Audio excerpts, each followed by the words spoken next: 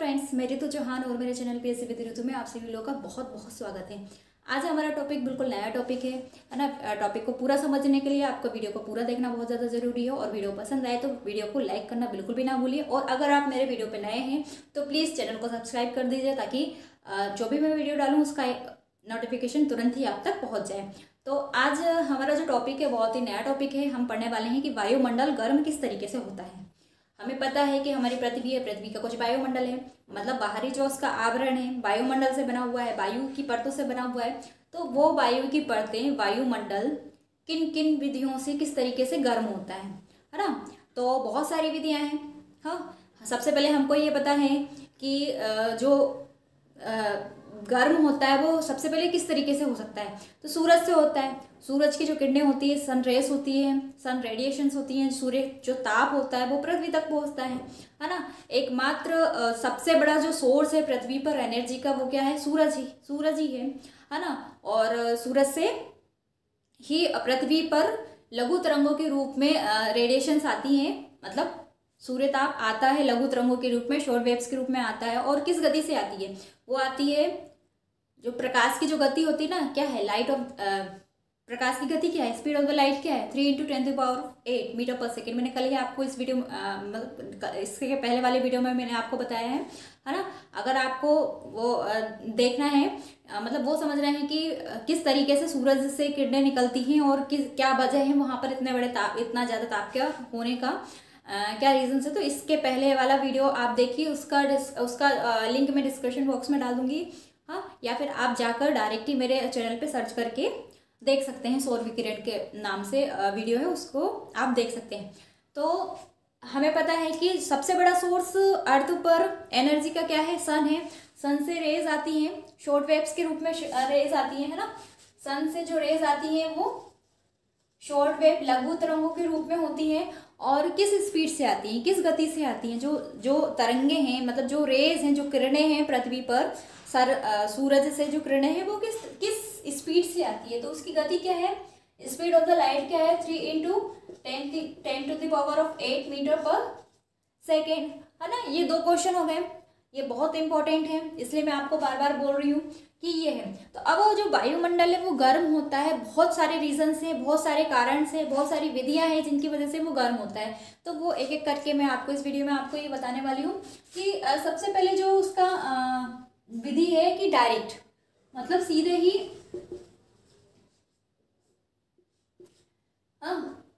सीधे मतलब सनलाइट से, सूरज की किरणों से सीधे ही गर्म हो जाता है। फिर दूसरा होता है संचलन। संचलन मतलब होता है, मैं अभी आपको बताऊंगी। एक विधि होती है संवहन, है ना। फिर एक विधि होती है विकिरण। विकिरण का यही होता है, मतलब विकिरण की वजह से भी होता है। फिर विकिरण लिख देती हूँ यहाँ पर मैं, दबाव के कारण भी बढ़ता है। और बाष्पीकरण, है ना। तो ये सारी विधियां हैं जिनकी वजह से हमारा वायुमंडल गर्म होता है। तो एक एक करके मैं आपको बताने वाली हूँ कि डायरेक्ट मतलब सीधे जब सूर्य की किरणें आती हैं तो सीधे ही वो पृथ्वी पर आती है। हमें पता है कि शॉर्ट वेव्स में आती हैं, किस गति से आती है, 3 × 10⁸ मीटर पर सेकेंड की स्पीड से लघु तरंगों के रूप में सूर्य से पृथ्वी पर किरणें आती हैं, मतलब सूर्य ताप आता है तो लघु तरंगों के रूप में होता है, इसलिए वो वायुमंडल को बहुत ज़्यादा गर्म नहीं कर पाता है। सीधे कहाँ आ जाता है, धरातल पे आ जाता है, मतलब कि वेव्स आती हैं और जैसे ये हमारा धरातल है तो सीधे आती है, धरातल पर आ जाती है और धरातल को गर्म कर देती हैं, है ना। तो इसके जो नीचे का जो हिस्सा है ना, इसको गर्म कर देती है, मतलब धरातल को गर्म कर देती हैं। तो जब वो आती हैं तो 15% जो सूर्य ताप होता है ना, सूर्य ताप का 15% तो सीधे ही वायुमंडल ऑब्जर्व कर लेता है ना। जैसे वो सूर्य से पृथ्वी पर आती है ना तो 15% उसका वायुमंडल ऑब्जर्व कर लेता है। और 35% क्या होता है, जो धूल कण, मैंने बताया था आपको कि बादल धूल कण की वजह से या आर्द्रता की वजह से, धुंध की वजह से क्या होता है, परावर्तित हो जाती हैं, वापस से भूतल से, वायुमंडल से परावर्तित हो जाती है और वापस से ये बाहर चली जाती है, वायुमंडल के बाहर चली जाती है। तो उसका जो 35% है वो भी वायुमंडल सोख लेता है ना। वो 35% भी वायुमंडल ऑब्जर्व कर लेता है। फिर क्या होता है, जो ओजोन लेयर होती है हमारी अर्थ की, जो ओजोन लेयर है, सबसे ज़्यादा कोई सी लेयर अगर सूर्य ताप को ग्रहण कर रही है, सूर्य ताप को एब्जॉर्ब कर रही है, तो वो क्या होती है, ओजोन लेयर होती है, O3, है ना, O3 होती है ना, ओजोन लेयर होती है। तो सबसे ज़्यादा वो ऑब्जॉर्व करती है। तो ये डायरेक्ट मतलब सीधे ही जब सनरेज आती है तो इस तरीके से वो एब्जॉर्ब कर लिया जाता है, वायुमंडल द्वारा उसको अवशोषित कर लिया जाता है। तो ये हो गया, डायरेक्ट हो गया। फिर संचलन आता है कि संचलन मतलब कंडक्शन, मतलब संचलन का मतलब क्या होता है कि जब दो वस्तु हैं जिनका तापमान अलग अलग है ना, जब वो एक दूसरे से संपर्क में आती है ना, जैसे कि यहाँ पर एक वस्तु है ना, और यहाँ पर एक दूसरी वस्तु है, इसका टेम्परेचर 1 है, इसका टेम्परेचर 2 है, दोनों अलग अलग टेम्परेचर में है। ये वाला ज़्यादा है, ये वाला ज़्यादा है, और ये वाला थोड़ा सा कम है, इसका टेम्परेचर कम है। तो क्या होता है संचलन में, क्या होता है जब दो वस्तुएं जिनका तापमान अलग अलग है, जो विषम तापमान की होती है ना, एक का ज़्यादा तापमान होता है और एक का कम तापमान होता है, तो ज़्यादा तापमान वाले से ऊष्मा का प्रवाह होता है, कहाँ होता है, जो कम तापमान वाली वस्तु की तरफ होता है। मतलब ज़्यादा तापमान वाली ऊष्मा का प्रवाह, ज़्यादा तापमान वाली वस्तु से ऊष्मा का प्रवाह कम तापमान वाली वस्तु की तरफ होता है, और यह तब तक होता रहता है जब तक कि दोनों वस्तुओं का तापमान कैसा होता है, एक जैसा नहीं हो जाता है। जब तक मतलब इसका और इसका जब तक तापमान एक जैसा नहीं होगा तब तक ये इसमें संचलन होता रहेगा। तो ये संचलन होता है। मतलब एग्जाम्पल के लिए ले लो कि ये है, ये 40 डिग्री सेंटीग्रेड इसका तापमान है, और इस वाली वस्तु का जो इसके संपर्क में है, जो इससे जुड़ी हुई है दूसरी वस्तु, इसका 10 डिग्री, एग्जाम्पल के लिए बता रही हूँ ना, इसका 10 डिग्री सेल्सियस तापमान है। हाँ, तो जब ये दोनों एक दूसरे के पास आएंगी, एक दूसरे से चिपकेंगे, तो एक दूसरे के संपर्क में आएंगी, तो क्या होगा, जो ऊष्मा का संचलन है, जो मतलब टेम्परेचर है, वो जो 40 डिग्री सेल्सियस की जो वस्तु है ना, उससे प्रवाह होगा, उसका ऊष्मा एनर्जी वहां से निकलेगी और कहाँ आएगी, जो कम टेम्परेचर की वस्तु है, जो 10 डिग्री सेल्सियस की जो वस्तु है ना, वहां तक आ जाएगी, और इसका ऊष्मा का प्रवाह होता रहेगा। और ये कब तक होता रहेगा, जब तक ये दोनों बराबर ना हो जाए, है ना। तो ये दोनों बराबर कब होंगे, जब यहाँ भी 25 डिग्री सेल्सियस हो जाएगा और यहाँ भी 25 डिग्री सेल्सियस हो जाएगा। 40 और 10 50 होता है ना, तो 25-25 जब दोनों में हो जाएंगे तो दोनों की एक जैसा संतुलन हो जाएगा, दोनों का टेम्परेचर एक ही जैसा हो जाएगा, तो कहीं से ये कहीं भी प्रभाव नहीं करेगी, है ना। तो ये होता है संचलन। अब वायुमंडल में संचलन किस तरीके से होता है कि जब ना सनरेज आती हैं, है ना, यहाँ से जब ये सनरेज आ रही हैं, सूर्य की किरणें जब धरातल पर आ रही हैं, तो इसकी नीचे वाली जो परत है उसको गर्म करती है। मैंने अभी आपको बताया कि नीचे वाली परत को गर्म कर देती है ना, जो मतलब भूतल को गर्म कर देती है ना। भूतल है ये हमारा, कुछ नहीं है, ये सिर्फ एक भूतल है। भूतल को ये आई और इस पे भूतल को इसने गर्म कर दिया। तो अब क्या होता है, इससे लगी हुई जितनी भी वायु है ना, छोटी सी एक परत होती है इससे लगी हुई, वो सारी गर्म हो जाती है। किस विधि से हो जाती है, संचलन की विधि से हो जाती है। जो वायु भूतल से लगी हुई है, वो भूतल का जो भी तापमान होगा, है ना, वो उस तापमान में वो यहाँ से ये तापमान, ये ऊर्जा इस वाली वायु की निचली परत पर संचलन हो जाएगा। हाँ, तो संचलन मैंने आपको बताया, संचलन क्या होता है, जब दो वस्तु विषम तापमान की होती हैं और एक दूसरे से चिपकी हुई होती है, एक दूसरे से संपर्क में होती है।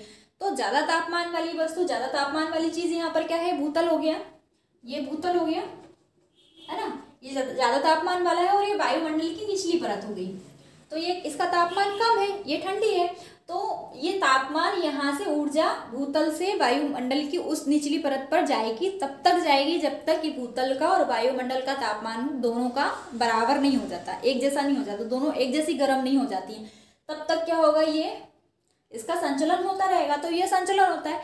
संचलन की विधि द्वारा क्या होता है, वायुमंडल की सिर्फ निचली परत,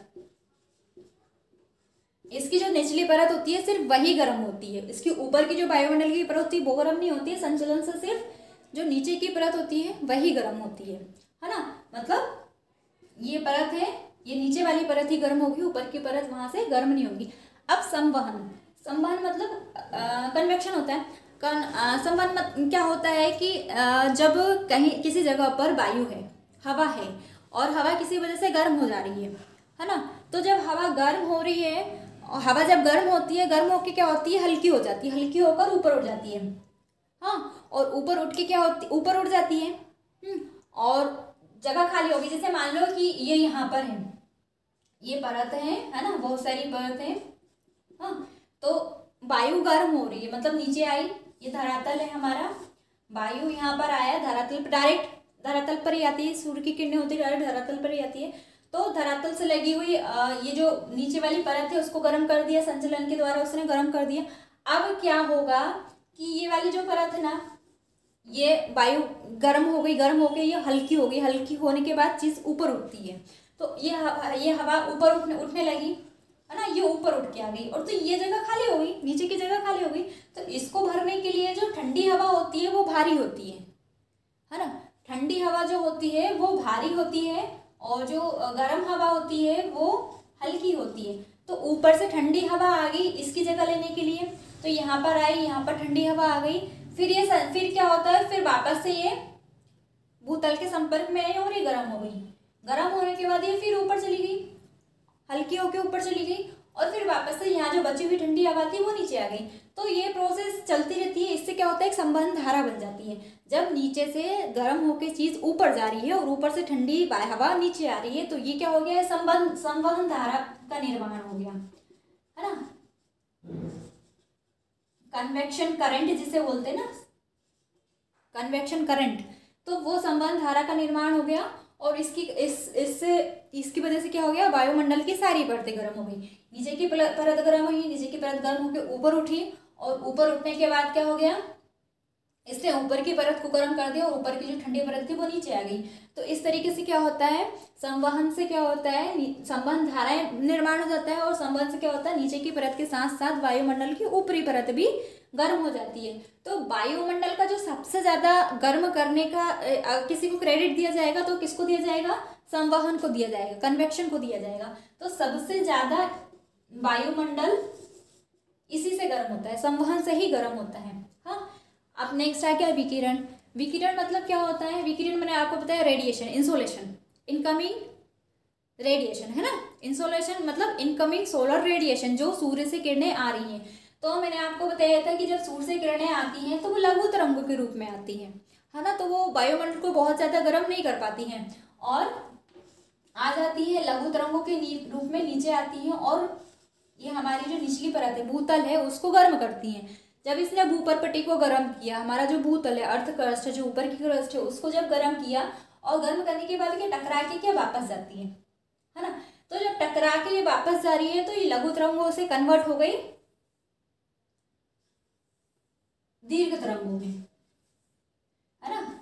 शॉर्ट वेव से ये लॉन्ग वेव में कन्वर्ट हो गई और वापस चली गई वायुमंडल में। तो मैंने बताया था कि जब ये मतलब है ना लघु तरंगों के रूप में जब आती है तो वायुमंडल को बहुत ज़्यादा गर्म नहीं कर पाती, मतलब 10 से 15% ही वायुमंडल उसको सोख पाता है। लेकिन जब दीर्घ तरंगों के रूप में जाती है, वापस जाती है, तो क्या वायुमंडल इसको पकड़ लेता है, सोख लेता है। तो 90% वायु जो परावर्तित होती है उसका 90% एब्जॉर्ब कर लेता है वायुमंडल, है ना। तो ये हो गया विकिरण के द्वारा।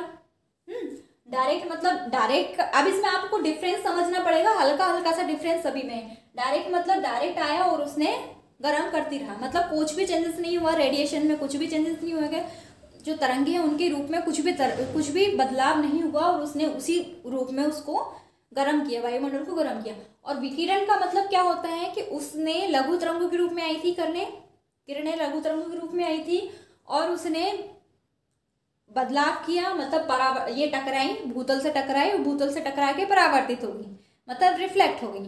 तो रिफ्लेक्ट हुई, किस रूप में रिफ्लेक्ट हो गई, ये हो गई शॉर्ट वेव से लॉन्ग वेव के रूप में रिफ्लेक्ट हो गई, और उससे वायुमंडल गर्म हुई। तो ये हो गया विकिरण। विकिरण और डायरेक्ट में ये डिफरेंस है।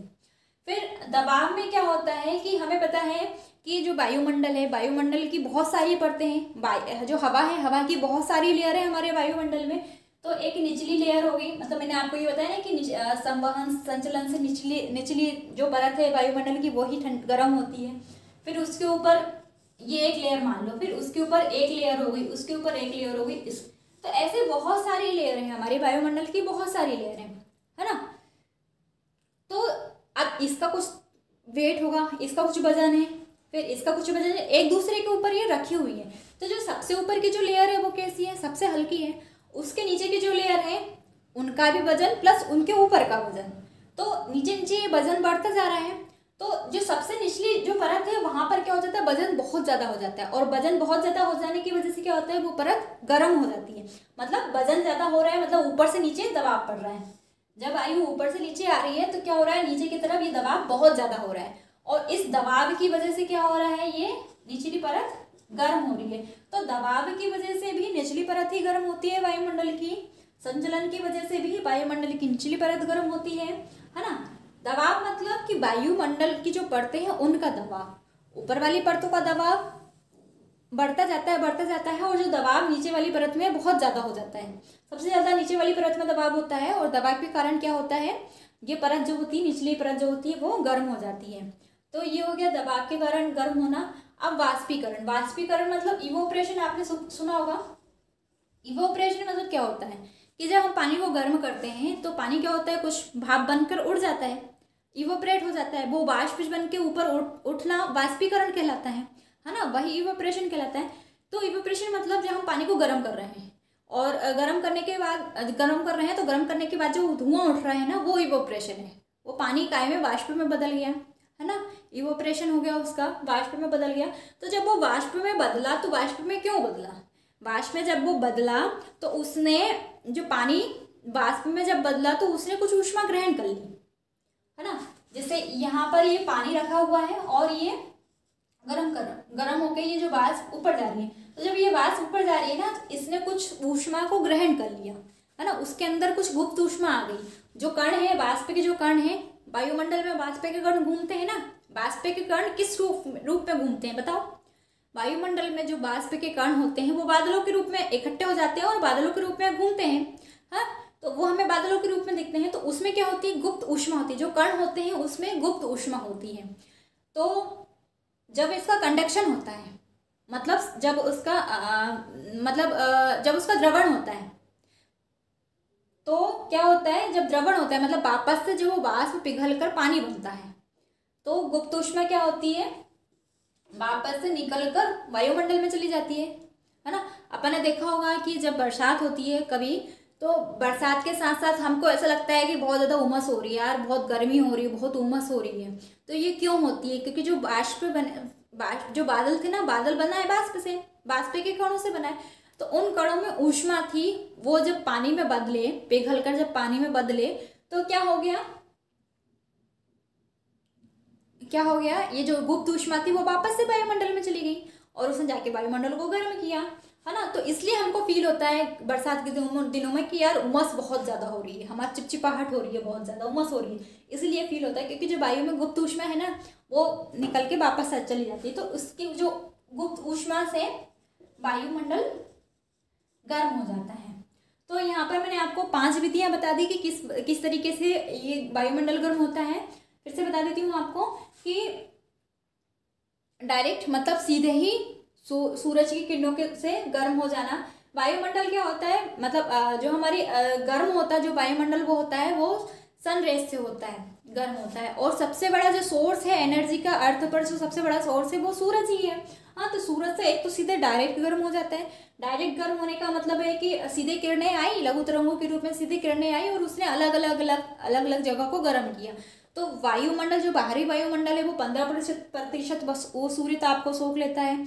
फिर जब वो वायुमंडल मतलब पृथ्वी के अंदर जब घुसते हैं, तो कुछ बादल के कारण, कुछ धूल के कारण, धुएं के कारण, आर्द्रता के कारण कुछ होती है परावर्तित हो जाती हैं। तो वो जो परावर्तित वायुमंडल हुई हैं, मतलब अब वो परावर्तित हुई हैं लेकिन लघु तरंग के रूप में ही परावर्तित हुई हैं। हाँ, लघु तरंग शॉर्ट वेव्स लॉन्ग वेव्स में कब कन्वर्ट होती हैं, जब वो भूतल पे आती हैं, है ना। भूतल के पर आने के बाद जब वो वापस जाती हैं तब वो लॉन्ग वेव्स में कन्वर्ट होती है, लघु तरंग से दीर्घ तरंगों में कन्वर्ट होती है। मगर जो बादलों से ऊपर ही बादलों से टकरा के वापस चली गई ना, ये लघु तरंगों के रूप में कन्वर्ट नहीं हुई है, ये हो गई है ये लॉन्ग वेव्स में कन्वर्ट नहीं हुई, ये लघु तरंगों के रूप में ही वापस गई है। तो इसका 35% सोख लेता है, उसके बाद ओजोन लेयर है, सबसे ज़्यादा ओजोन लेयर सोखती है, सारी लेयर्स में सबसे ज़्यादा ओजोन लेयर सोख लेती है। फिर संचलन, संचलन मतलब क्या होता है कि जब दो वस्तु जिनका तापमान अलग अलग है, हाँ, और वो दोनों एक दूसरे के संपर्क में आ रही हैं, तो जहाँ जिसका तापमान ज़्यादा है उससे ऊर्जा का प्रवाह होगा किस साइड, जिसका तापमान कम है। मैंने आपको एग्जाम्पल देके बताया था कि मान लो कि एक का 40 डिग्री सेल्सियस तापमान है चीज वस्तु का, दूसरी वस्तु का 10 डिग्री सेल्सियस तापमान है, तो 40 डिग्री सेल्सियस तापमान वाले से जो ऊर्जा है वो प्रवाह होगा 10 डिग्री सेल्सियस वाले वस्तु पर, और एक अब तक होता रहेगा जब तक दोनों का बराबर नहीं हो जाए, जब तक दोनों का 25-25 डिग्री सेल्सियस नहीं हो जाए तब तक ये होता रहेगा, चलता रहेगा। तो ये संचलन होता है। संचलन की विधि से सबसे ज़्यादा जो गर्म होती है वो वायुमंडल की निचली परत होती है। क्यों? क्योंकि सूरज की किरणें आएंगी, भूतल पर टकराएंगी, भूतल पर टकरा के भूतल को गर्म करेंगी, तो उससे लगी हुई, भूतल से लगी हुई जितनी भी निचली परत होती है, जितनी भी निचली वायु होती है, वो इससे गर्म हो जाती है, संचलन से गर्म हो जाती है। इससे सिर्फ निचली परत ही गर्म होती है, ऊपर की परत गर्म नहीं होती है। संवहन का मतलब क्या है कि जब वायु गर्म हो जाती है, वायु गर्म मतलब सूर्य की किरणें आई, भूतल पर पड़ी और उसने नीचे की परत को गर्म कर दिया। अब नीचे की परत की जो वायु है वो हवा है जो गर्म हो गई, गर्म होने के बाद हल्की हो गई, हल्की होकर वो ऊपर उठ गई। जब ऊपर उठी तो इसकी जगह लेने के लिए जो ठंडी वायु थी, ठंडी हवा थी, वो नीचे आई, है ना, और नीचे आने के बाद भूतल से संपर्क में आए और फिर से वो गर्म हो गई, गर्म होने के बाद फिर से ये ऊपर आई। तो इस तरीके से क्या होता है, ये तब तक ये प्रोसेस चलती रहेगी जब तक कि पूरी वायु गर्म नहीं हो जाए, है ना। तो ये जो प्रोसेस है इसको क्या कहते हैं, संवहन कहते हैं, मतलब कन्वेक्शन कहते हैं। और संवहन से वायुमंडल की सारी परत गर्म होती है। सबसे ज़्यादा वायुमंडल अगर किसी प्रोसेस से गर्म होता है तो वो कौन सा प्रोसेस है, संवहन प्रोसेस है। और संवहन प्रोसेस से वायुमंडल की सारी परतें गर्म होती हैं, एक एक करके वायुमंडल की सारी परतें गर्म होती हैं। हाँ, फिर विकिरण, विकिरण मतलब लघु तरंगों के रूप में पृथ्वी पर आ रही है, पृथ्वी के भूतल पर आ रही है, टकराई भूतल से और दीर्घ तरंगों के रूप में कन्वर्ट हो गई। और जो दीर्घ तरंग है मतलब जब बड़ी हो गई, तरंग बड़ी हो गई तो ऐसे समझो बड़ी हो गई तो वो जाल में फंस गई, है ना, तो उसका लगभग 90% ऑब्जर्व कर लेता है विकिरण द्वारा। फिर दबाव, दबाव मतलब जब बहुत सारी वायु की परतें एक के ऊपर एक के ऊपर एक रखी हुई हैं तो जो निचले की परत है, जो सबसे निचली परत है, उस पर दबाव बढ़ता जाता है ना। ऊपर से दबाव नीचे की तरफ ज़्यादा होता है, हमें पता है हमेशा। ऊपर की चीज़ हल्की होती है, नीचे जो चीज़ रखी है उसका वजन, उस पर दबाव बहुत ज़्यादा बढ़ जाता है ऊपर के वजन के कारण। तो दबाव के कारण क्या होता है, निचली जो परत है वायु की वो गर्म हो जाती है।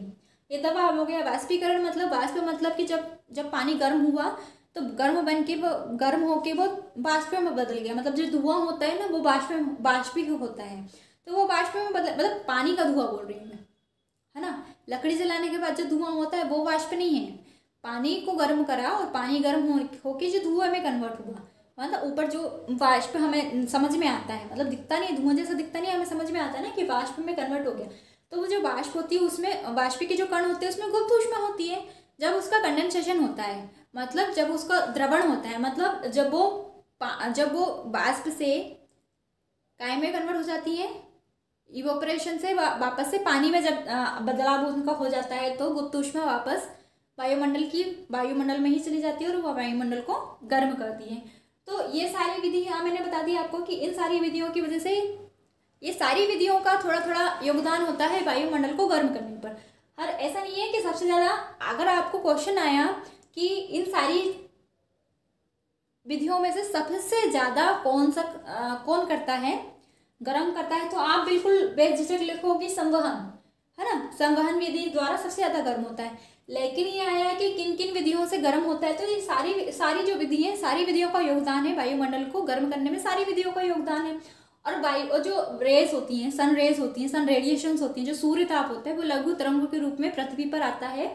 और किस स्पीड से आ जाता है, स्पीड हो जाती है इसकी 3 × 10⁸ मीटर पर सेकेंड स्पीड हो जाती है इसकी, मतलब गति, मतलब प्रकाश की गति। जब सूरज की किरणें जब पृथ्वी पर आती हैं तो किस गति से आती है ना, किस गति से आती है, ये आती है 3 × 10⁸ मीटर पर सेकेंड, ये गति हो गई, इस गति से आती है और 9 मिनट में आ जाती है ना कुछ पृथ्वी पर, और लघु तरंग के रूप में आती है ना। तो ये सारा सब कुछ आप समझ लो, बहुत अच्छे से समझ लो। मैंने इसमें सिर्फ इतना बताया है कि वायुमंडल किस किस तरीकों से गर्म हो सकता है। अगर इस टॉपिक से रिलेटेड आपको कोई भी क्वेरी हो तो प्लीज़ कमेंट करके मुझे बताइए। हाँ, और अगर आपको वीडियो पसंद आया हो तो वीडियो को लाइक कीजिए, और अगर मेरे चैनल पे नए हो तो वीडियो को सब्सक्राइब भी ज़रूर कर दीजिए। अब मिलते हैं अगले वीडियो में, तब तक के लिए नमस्कार।